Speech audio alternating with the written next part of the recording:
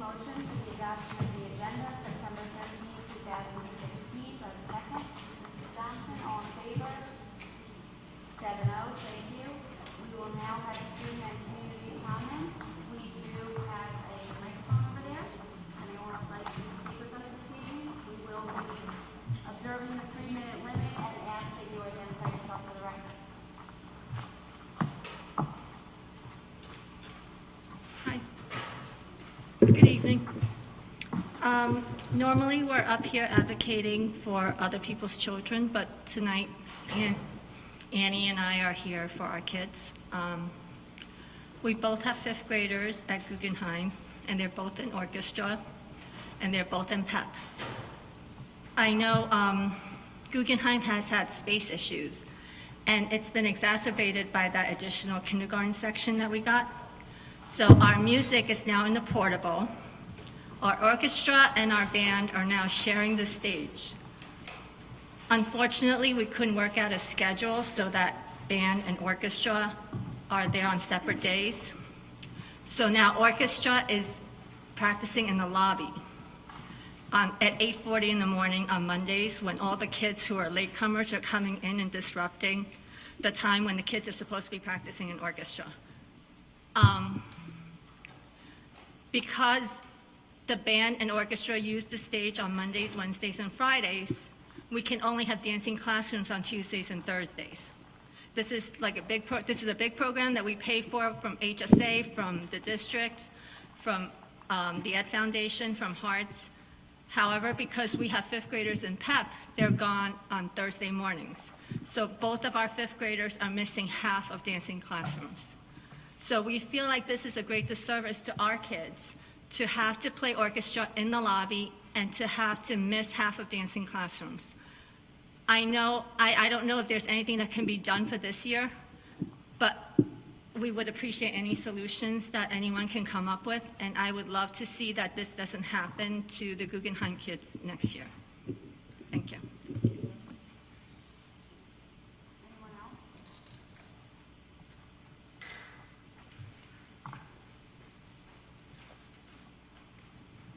Tessa Jordan. This is a bit late, I'm afraid, because I wasn't able to come to the meetings during the summer, but I just wanted to thank you for having the list put in the newspaper of, first of all, the seniors who received various awards at Schreiber, and then on the subsequent week, the colleges that they were going to. It was really very interesting to look at those lists, and also very impressive. And I hope that now we started doing it again, it will continue. So thank you very much. I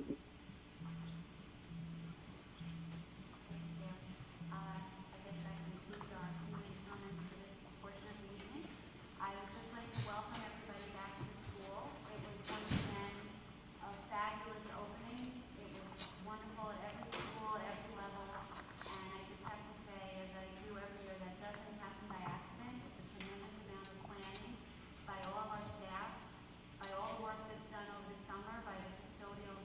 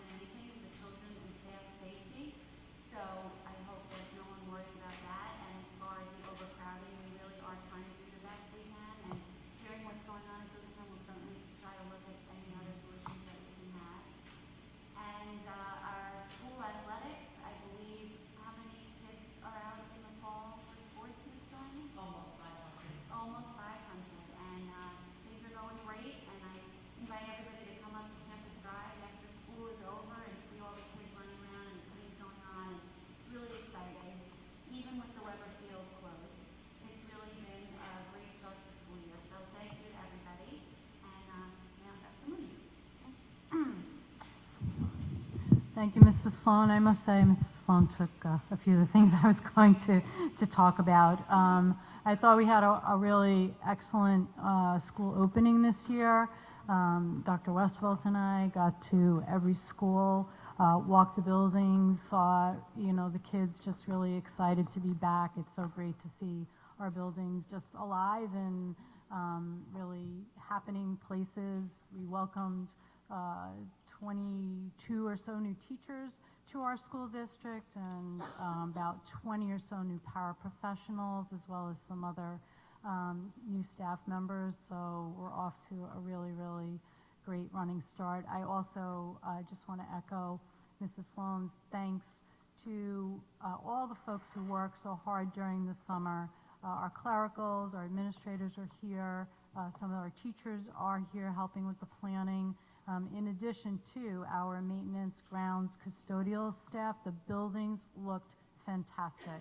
They were fresh coats of paint, polished floors, just really, really exciting to see all of that. Our technology department was extremely busy as well. So there's lots of new technology infrastructure add-ons to the different classrooms and within the building. We'll be giving a more detailed update of some of those things in our discussion, so I won't elaborate too much more on that. But again, excellent, excellent. I did want to speak a little bit to our enrollment. We opened with 5,522 students. That is 61 students higher than last year at the same time, so we continue to grow. Schreiber did break 1,600. They came in at 1,630, and Weber did exceed 1,200. They came in at 1,211. So that's pretty high, but we're happy to have our students. I do want to thank the board and the community for approving the budget, because in the budget we included class sections for particularly the elementary schools and new staff across the district. We have squeezed almost every space out of our elementary schools, but we do continue to look, at least on the positive side of things. There is only one class section that exceeds the board policy at this time. It is one that we did go into this school year knowing that that would happen. It is the second grade at Guggenheim. So Guggenheim is pretty high. But we are holding the enrollment at the current enrollment, so new second graders are being reassigned to other schools, new second graders to the school district.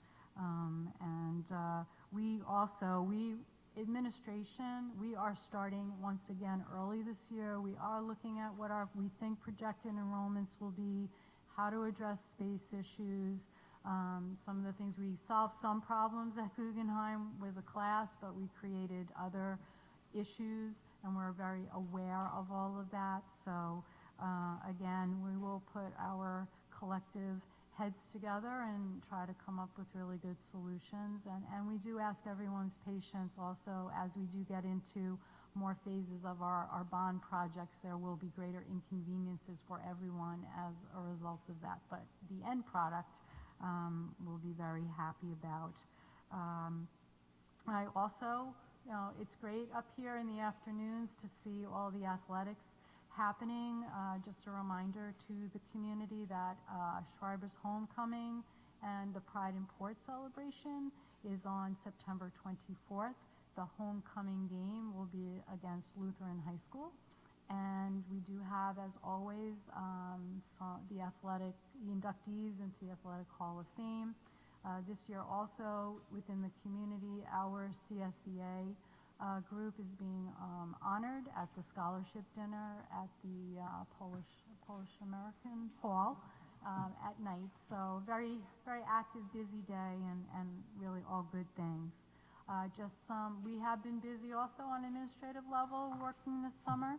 Our APPR plan was completed and approved by the State Ed Department. I do want to thank both the PWTA and our APSA Administrators Association, because that is a negotiated agreement and people dedicated time. It's a rather cumbersome, convoluted application, and we are very pleased that we were able to get that completed. And I guess, again, we'll have more details about bond facilities work that has happened, will be happening in the fall. And again, many curriculum things, too much to kind of go into at this point. So I guess I kind of covered enrollment. So Hispanic is off the hook this month. But I think we're ready. So yeah, we do. We have one. We do have a certificate. Schreiber High School was noted to be a reward school. I don't know if anyone from Schreiber is here tonight to accept. Mr. Hardy is here. Okay. So if Mr. Hardy could come up.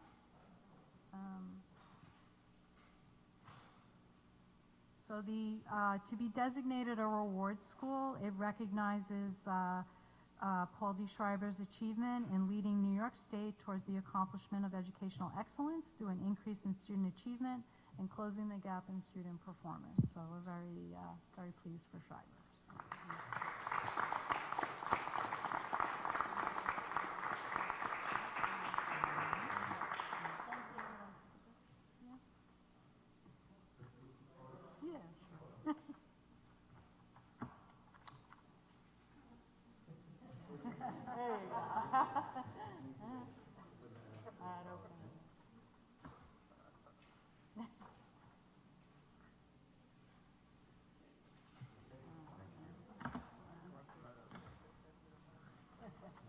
I'll make a motion for the approval of minutes for August 16th, 2016. Do I have a second? Ms. Johnson, all in favor?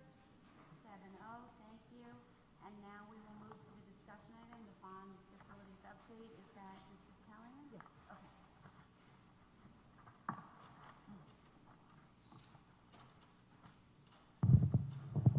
Good evening and welcome back to everybody.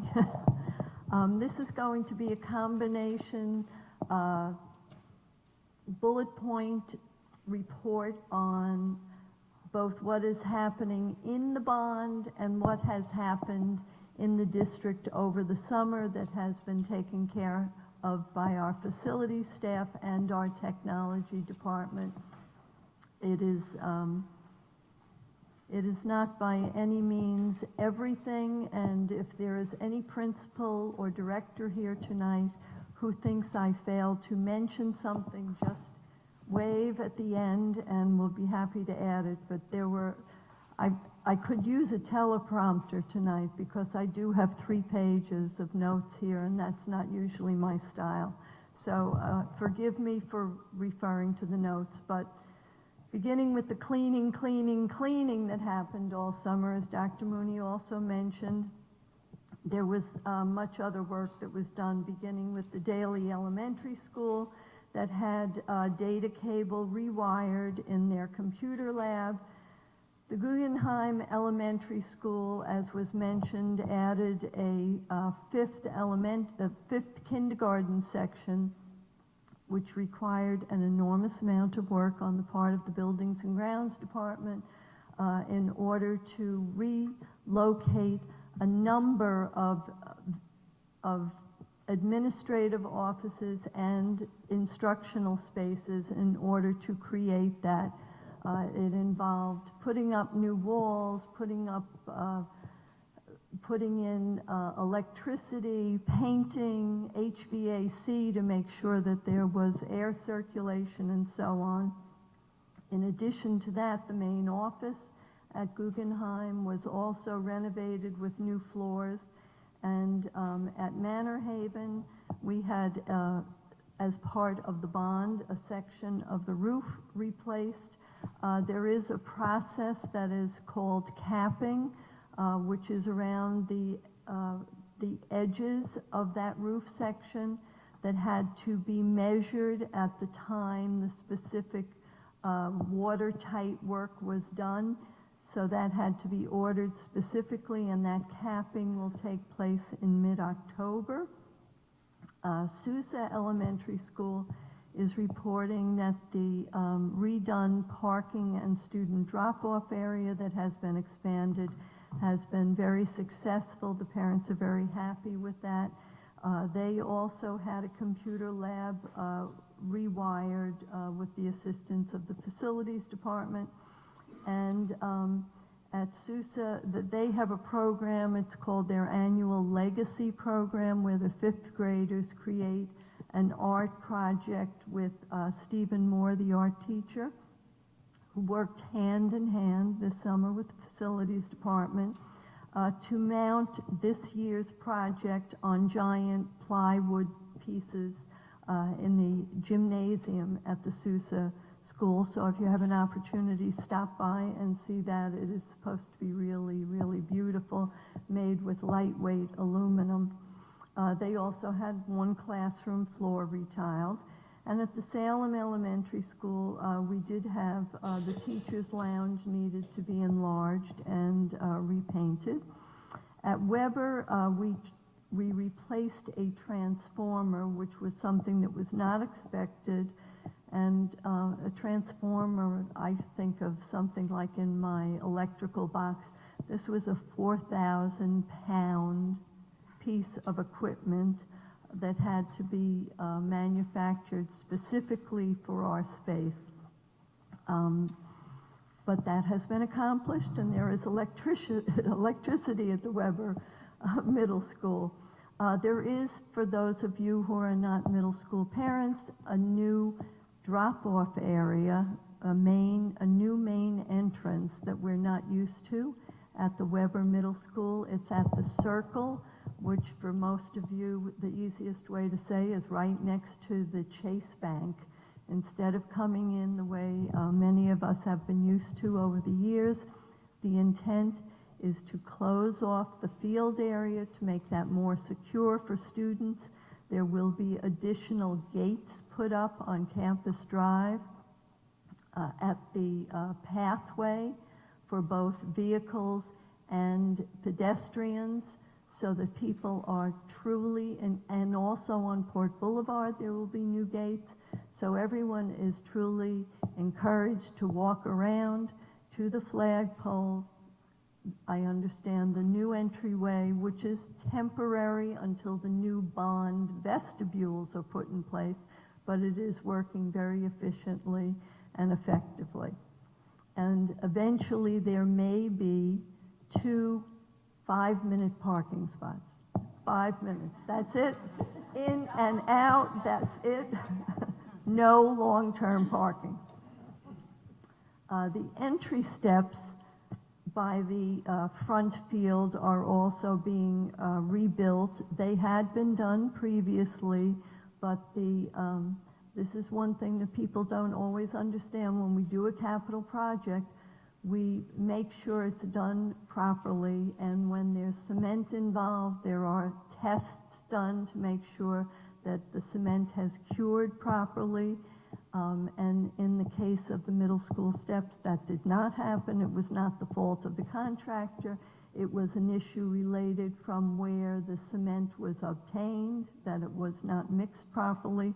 So those steps had to be redone over the course of the summer.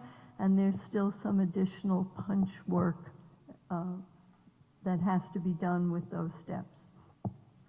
Moving on to Schreiber High School, I would like to take a second to show a couple of photos. I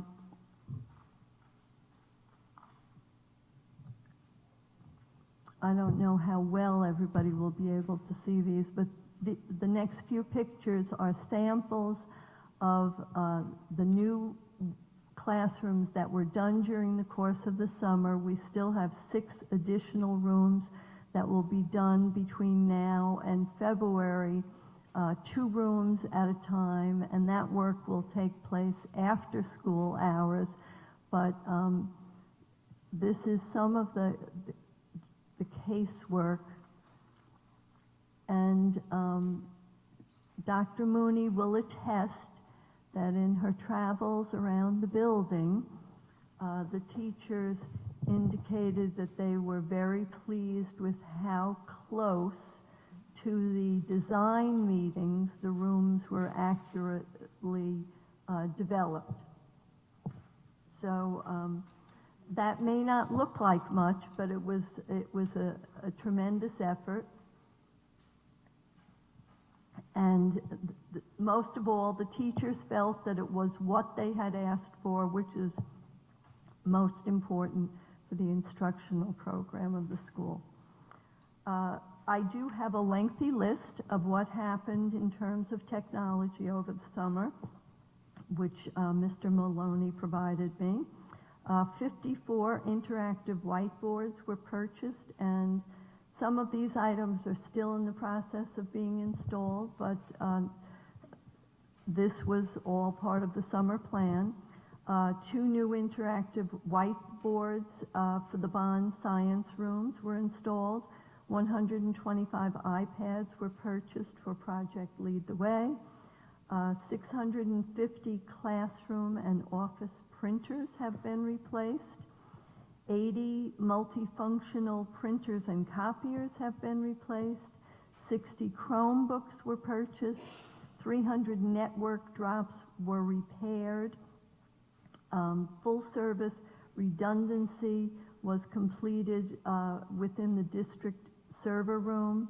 We upgraded 150 desktop computers and revised the annual technology survey, began to reinventory all district technology, updated district disaster recovery plan, and tested key data and servers against hardware and event failures, which is pretty amazing when you see the requirements of both the internal auditors and the external auditors, because computers and access to student information and employee information is such a concern around the world.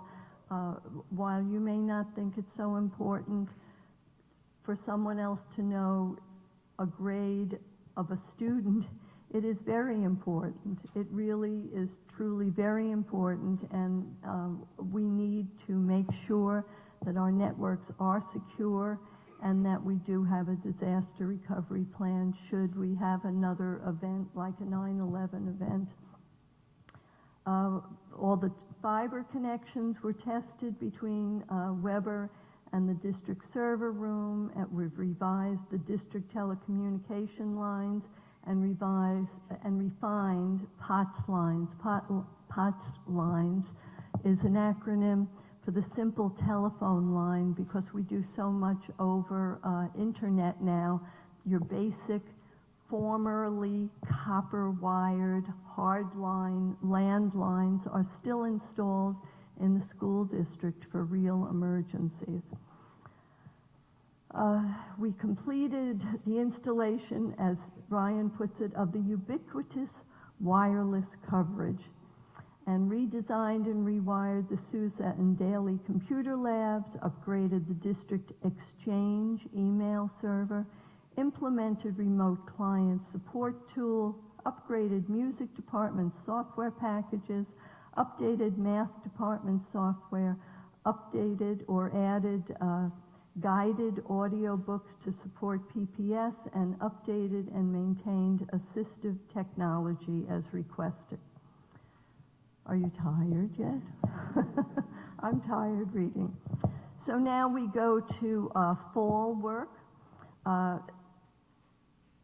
At the Guggenheim School, as was mentioned, a number of changes had to take place in order to prepare space for a 5th kindergarten section, which resulted in the use of the Guggenheim Elementary portable to be used every day, every period of the day, which is different from its use last year. So part of the fall work is the installation of a canopy that leads from the Guggenheim portable into the building itself. This had to be custom made, so it has been measured. It's being cut and manufactured as we speak, and should be constructed and installed within 6 weeks' time. At Manor Haven, both Manor Haven and Guggenheim schools, the principals have been deeply involved with the architect on the additions to both of their buildings, and those specifications are almost ready to be sent to the State Education Department.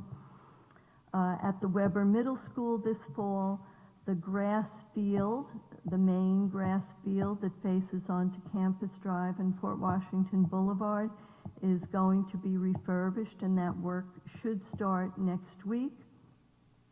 We have made arrangements for the alternate locations of both physical education and the sports program, dealing with the athletic director.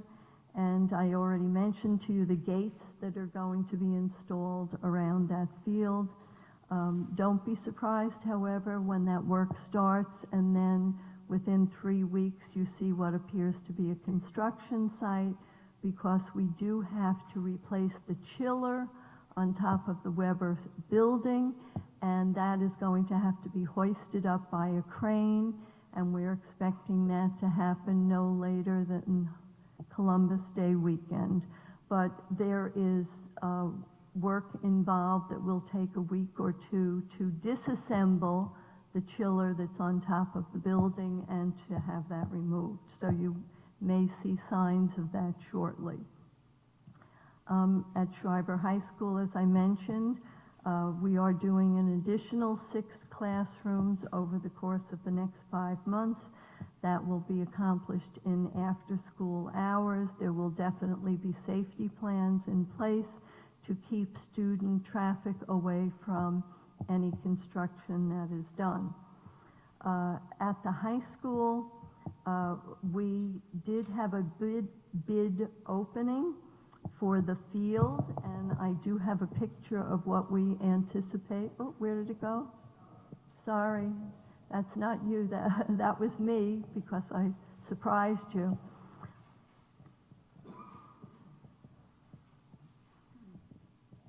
This is just an overhead aerial shot of the areas that we are speaking of. We did have a bid opening and had originally thought that we would be able to approve that this evening. However, we do have some technical issues that we want to resolve with the attorney, so I believe the board is going to table that for this evening.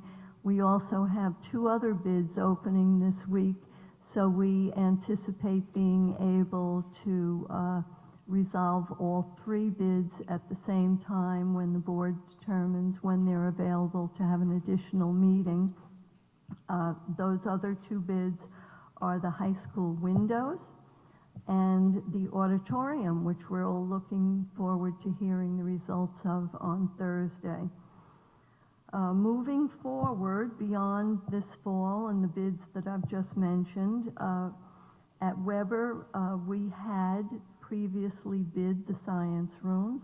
They are going to be re-bid in January or February, with the hope of accomplishing that work next summer. We also have the Weber auditorium plans that were submitted to the State Education Department on September 2nd.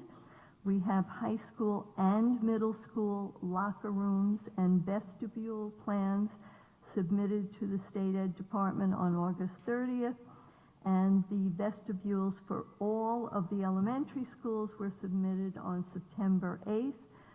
The one good bit of news about the State Ed Department is that we have been told that their lead time for approving plans is now down from the formerly 42 or 36 weeks down to 25. So we're hoping to have a number of items to bid for next summer.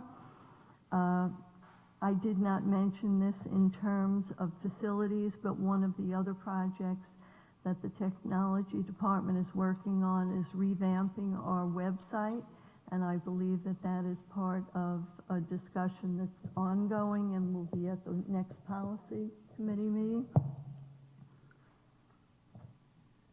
Have I missed anything, principals? Okay, I think that's it then. Thank you. Thank you.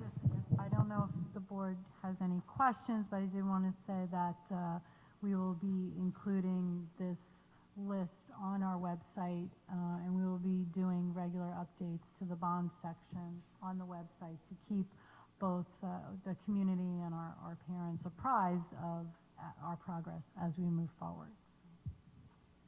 Before we move to the committee reports, it's just worth noting that the Budget and Facilities Committee did meet all summer and will be continuing to meet regularly and probably more often than is the practice because we will have constant facility updates. And we really urge anyone in the community interested to attend those meetings, and we will have the minutes and the updates on the website. So thank you, Mrs. Callahan. And now we will go to the committee reports, policy and personnel. Mrs. Johnson. Thank you. Our next Policy and Personnel Committee meeting is a week from Friday. That'll be Friday the 23rd. And I just want to ask Elaine if, I don't know if I misunderstood, I thought the topic was going to be one thing, but are you saying that the topic is going to be the website? Oh, okay. Okay, good. Because I also thought we were going to be discussing the signage issue on the rubber fence. So some questions have come up about which signs and whose signs, I should say, and what the content of those signs, what's appropriate for a public school facility. So that'll be another topic of discussion for that meeting. Everyone's welcome. It starts at 8:30 at the Daily Annex. It's a public meeting. Budget and facilities. I think Mary stole most of my thunder. We discussed most of the bond work at the Budget and Facilities meeting yesterday morning. That doesn't seem like it was but it was yesterday morning. Our next meeting is set for October 13th at 8:15 a.m. I would encourage everybody to come because there are robust conversations about what's going on. There's a lot going on in budget and facilities, so join us. And Priscilla? We're meeting this Friday at 8:30 at the Daily Annex, and we're going to be discussing our goals, and we're going to be talking about what will be happening this year in the curriculum department. 8:30, and as everybody else says, everybody's welcome, and we'd love to see you. And it is a public meeting. And it is a public meeting.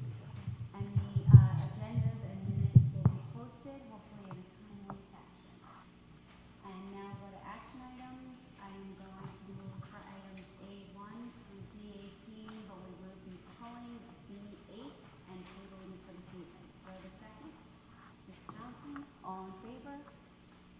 7-0, okay, thank you. And I would just like to thank the Daily HSA for its very generous donation to the dancing classrooms, and Hearts for their donation for the Alvin Ailey Dance Program.